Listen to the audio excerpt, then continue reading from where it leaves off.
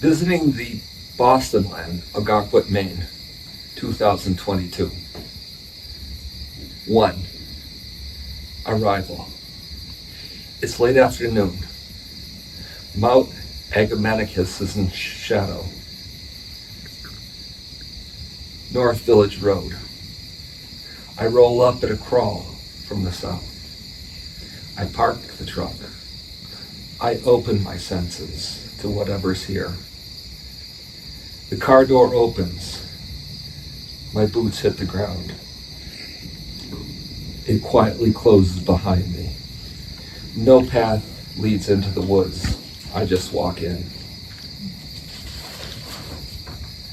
Almost immediately, on a dry knoll by locusts and thick honeysuckle, a fragile wood-spindled kitchen chair rests position to look towards some stone foundation. The land around it is worn smooth from use as time washes memory away. 2. I'm eating. A wind blows. Twigs click. There's a voice from the wooden chair. Is it a ghost? He says, I've been waiting a long time for someone. Is it you? Are you hunting for something? Do you need a guide?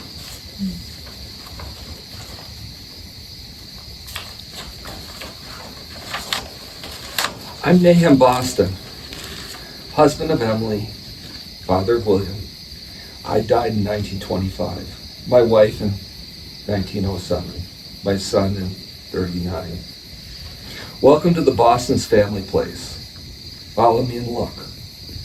I will share what I remember. Take what you must. I say, Nahum, I see your name means comforter. I will follow you. He leads me forward.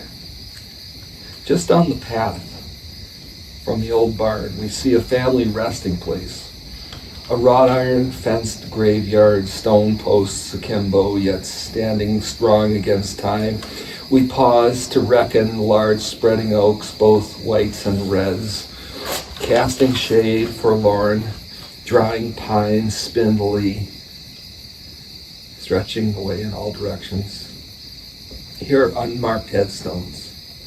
By their presence we ponder souls, but with their names absent, their memory is all but gone. Nahum goes quiet. He leads us past the large headstones of Emily and him, their names boldly etched.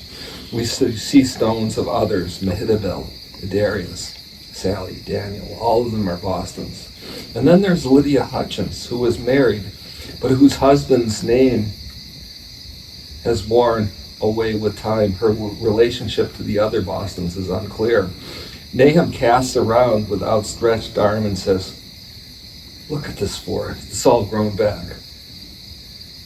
They say there were giant chestnuts and pine. My father's father did the clearing. Axe, oxen, and slash fires for years. Yet now the forest is replaced, and again it whispers. He continues. When I was a boy, from these ledgy pastures you could see Mount Agamenticus from the barn, out on the North Village Road, over the southwest, and the Tatnick Hills to the north. So few trees stood. Yet we see monumental sugar maples, shagbark hickories, basswoods, and of course oaks, holdovers from the pasture days. And Nahum tells us, and we see, the land they farmed with upland fingers and wide drainages all running down toward the Ogunquit River. He remembers the cows grazing. It looks nothing like what he remembers, and we stand in a knoll and he with a plaintive look, and he, by a stone wall his father built with a family of stout Scotsmen. Look at the Ogunquit River down there.